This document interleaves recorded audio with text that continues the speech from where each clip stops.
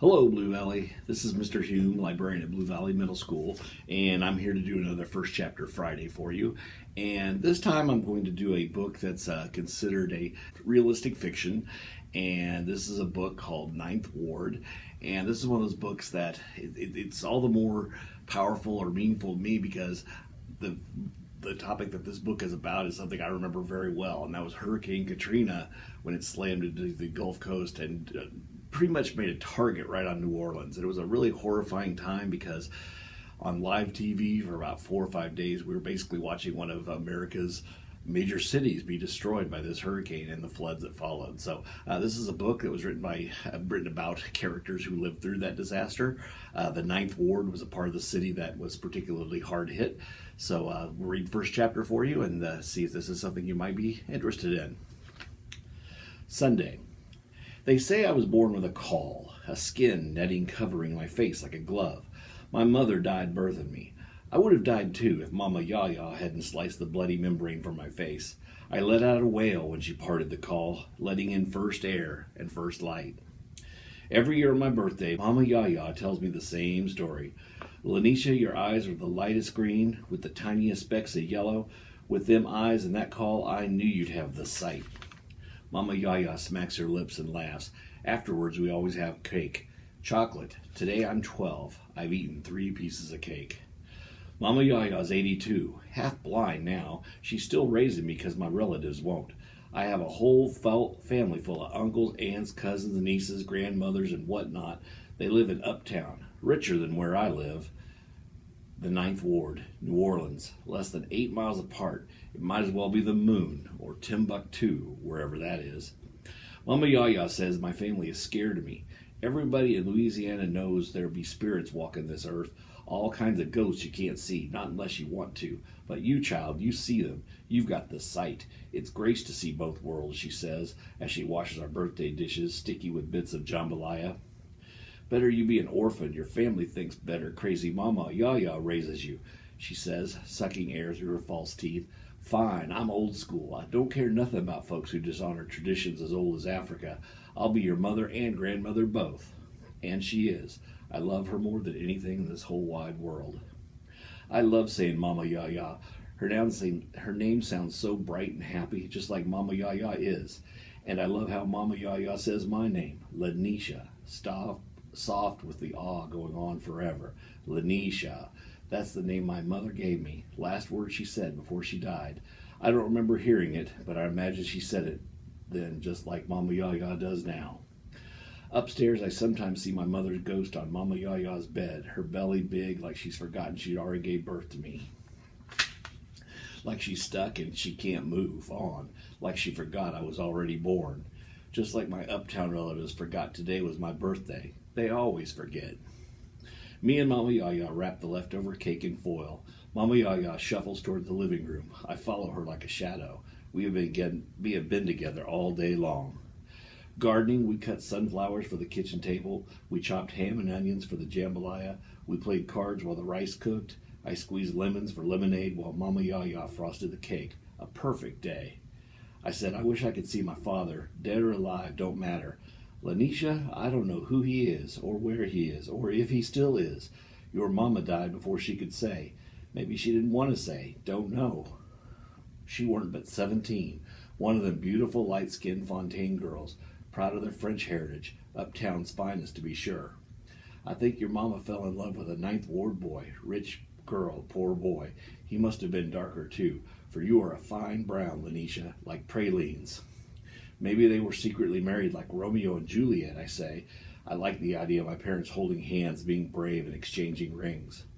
I learned about Romeo and Juliet in school. We don't have Shakespeare plays, just these little booklets that tell us about the plays. Synopses, my teacher calls them.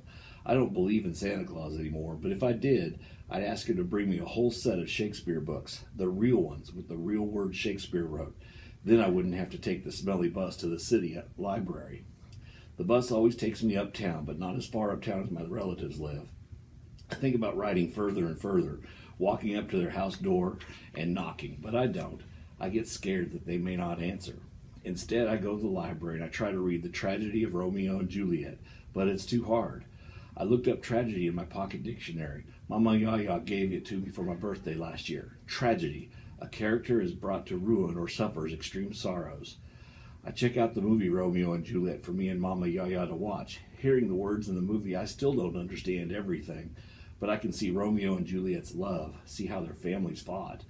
The party scene is my favorite. Juliet is dressed so fine in the prettiest long flowing gown. She wears white angel wings. Romeo wears a silver glittering night suit with a sword. They just look at each other from across the room and fall in love. I think that's what's happened to my parents too. They must have gone to a party, and while the DJ was spinning records, they fell in love. Everybody else cleared the floor, watching my folks dance fast, slow, and even hip-hop. One day I'll be able to read all of Shakespeare's words and understand everything he's saying, like star-crossed, which doesn't mean stars zigzagging across the sky. It means doomed. My parents were star-crossed. That's why I think my mother is still here, upstairs, a ghost in Mama Yaya's bed.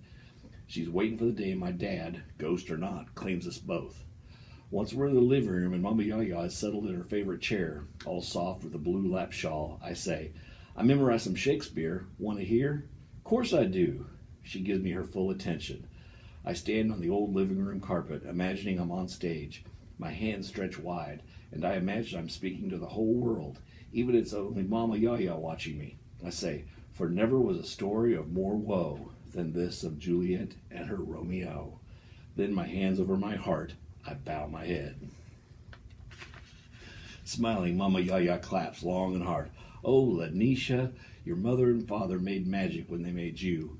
Mama Yaya sits back in her chair. Mama Yaya is so tiny, and the chair almost swallows her. Her feet barely touch the floor. Her hair is silver, and her skin reminds me of a walnut, all wrinkly brown.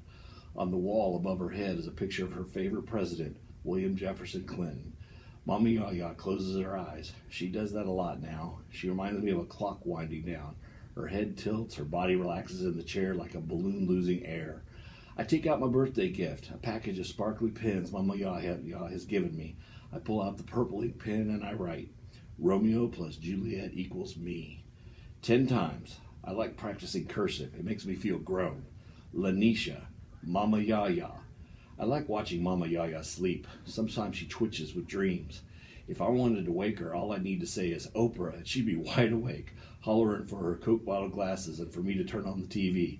But we celebrated a lot today. She should rest. Every day this summer we watched Oprah. Mama Yaya says Oprah is a Southern girl. That's why she's got so much sense. I like it when Oprah laughs and when she talks about love. I think she must love everybody she knows. I always wonder, if she knew me, would she love me? This I know for certain. Mama Yaya loves me all the day is long. She is the only one who loves me through and through. When I'm too dreamy, when I don't finish my chores, when I'm grumpy and sad, Mama Yaya just hugs me a long time. Even when she scolds, she finishes with a hug. When she holds me that close, I can always smell Mama Yaya's rub, Vicks Rub, and Evening in Paris perfume. Vicks Rub comes in a green bottle and smells of eucalyptus and menthol. It smells cool and tickles my nose. Evening in Paris is in the midnight blue bottle and smells warm like trees mixed with magnolias. It seems like the two would smell bad together, but they don't. No one makes Evening in Paris anymore. Soon it'll all be used up, like me, Mama Yaya says every day, dabbing perfume behind her ears. I always shake my head. This morning, though, Mama Yaya frowned at the mirror like she could see some other world inside it. Mr. Death is losing patience. He'll come and ferry me down the Mississippi. I'll put on my feathered hat, wave like I'm in the Mardi Gras parade. I don't like to hear Mama Yaya talk like that. Mama Yaya's chin is on her chest. She is fast asleep, dreaming. I put my purple pen back inside the plastic case. I stroke Mama Yaya's hand. Her head lifts, her eyes flutter. Mama Yaya, let me help you to bed, I say. You are a good child, she pats my cheek. Did you have a good day, a good birthday day? Yes, ma'am, it was a good day. Mama Yaya leans on my right arm. Her cane is shiny ebony with an ivory skull on top. Her fingers wrap around that skull for dear life. We walk slowly, inch by inch, step by step, to her small bedroom. My mother's ghost is gone. Her bed is a high four-poster with white sheets and a yellow quilt. Lace curtains hang limp over the 2 front windows. There isn't any breeze, just stuffy heat and fading sun. Striped green wallpaper covers the walls. On the nightstand is a glass for her false teeth and her blood pressure pills, cod liver oil, and rosemary leaves. She puts the rosemary in tea to calm her arthritis. Mama Yaya's altar is in the far corner. It is a small table filled with flickering candles and statues of Catholic saints and all the voodoo gods. Her rosary cross is silver with sparkling blue beads. Next to my plate, offering the gods beans and rice, is her black midwife bag. The bag is never opened and it never moves, but I know Mama Yaya still touches her bag. She keeps it clean locked with all her birthing stuff inside, always ready. I slip Mama Yaya's black clodhopper shoes off her tiny feet. I should be putting you to bed, she says. It's my turn, I say, smiling. Besides, I have never had a baby doll. Mama Yaya chuckles. Are you saying I'm a baby doll? I burst out laughing. No, ma'am. My cheeks are warm. I thought of Mama Yaya as an overgrown doll. The thought of Mama Yaya as an overgrown doll tickles me. Got you, I say. You sure did, Lanisha. Me, a baby doll. Ha. Go on now. I can take care of myself. Me, a baby doll. Mama Yaya is puttering, taking her nightgown off the drawer and laying her glasses on the nightstand. She is grinning, muttering, baby doll, big wind-up toy, chatty Cathy. She is happy, laughing. Night, Mama Yaya. She doesn't hear me. I slip across the hall to my room, happy that I made Mama Yaya laugh. I plop down on my bed. I love my room. This summer, Mama Yaya let me paint the walls different shades of blue. One is robin eggs blue, another ocean blue, another blue sky, and the wall behind my headboard is blueberry. I used a rolling brush. It was easy as rolling pie dough. Back and forth, up and down, turn around. Roll the roller in the pan, back and forth, up and down, over and over and over. My hands were blue for a week. Pieces of my hair, too. I didn't mind. I lay back and stretch. The ceiling is bright white, like my bed sheets and comforter.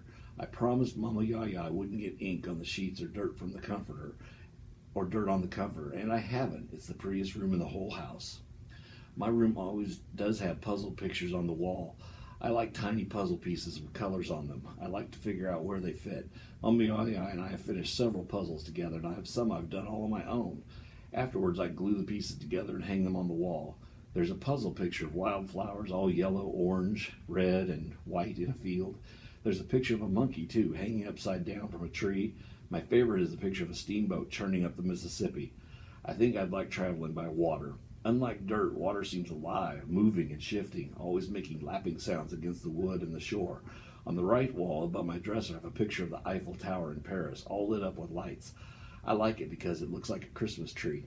It took me months to fit all those itty-bitty pieces of light into something beautiful. Outside, the sunset has turned from orange to purple. I still have math to finish. It's the third week of school, and I want to get ahead. I grab my math book. I love flipping through the pages. Squiggly marks everywhere. Plus, plus, equal, less than, greater than, alphabet letters, numbers. Since I was at least 3, Mama Yaya always said, signs everywhere, Lanisha. Pay attention. And I did. I learned 3 apples could be the number 3. In math, the apples can be a Y or an X. Squiggly marks can be symbols, a sign for something that is more than it is. If I were blind, I could even rub my fingers over dots. Braille, it's called. Raised dots, like pink candy on white sheets, can tell you what elevator button to push or what door that leads to the girls' bathroom, or tell you a story like the 3 Little Pigs. My new English teacher, Miss Perry, and my math teacher, Miss Johnson, both talk about symbols, signs. Romeo plus Juliet. Word and math signs mixed, but I like Mama Yaya's signs best. Ladybugs mean good luck. The Little Dipper means freedom. Its handle is the North Star. The color blue means strength and friendliness, happiness. Whenever Mama Yaya talks about colors, she'll put her hands on her hips, cock her head, and tease, who loves blue in this house? Me, I always say. Doing laundry, cooking, cleaning, Mama Yaya keeps teaching me every day. Dreaming about alligators means trouble, she said this morning. Numbers mean something too, not just math, Lanisha. 3 means life. 8 means power. 4 means hard work in this here world, the material world. Put them together and they can mean something else. She smacks her gums. Put 4 and 8 together and equals 12. That's spiritual strength, real strength, Lanisha. Some people doubt it because they can't see it in the outside, like butterflies. To most folks, they seem delicate, but the truth is, butterflies keep changing no matter what, going from an ugly worm to a hard cocoon to strong wings. Always look for the signs, Lanisha, she said. Even flowers. Magnolias mean dignity, beauty. Magnolia trees grow all over our neighborhood. The big trees with the buttery white petals bloom sweet all spring. If Mama Yaya were a flower, I'm pretty sure she'd be a magnolia. I lean back in my pillows, take out the purple pen, and write in my math notebook. Me, Lanisha, 12. 8 plus 4 equals 12. All marks, signs, written in my best cursive, symbols of me. Who cares about my stupid uptown family? Mama Yaya plus Lanisha equals love. I love me like a butterfly. I am strong. Well, that's the day. That's chapter 1, which is labeled Sunday, on a week that I'm sure is going to include some bad news coming into their world in the form of Hurricane Katrina. So if you'd like to see how Lanisha and Mama Yaya are affected by that hurricane, along with the rest of the Ninth Ward, check out Ninth Ward at your library and give it a try. Thank you for listening.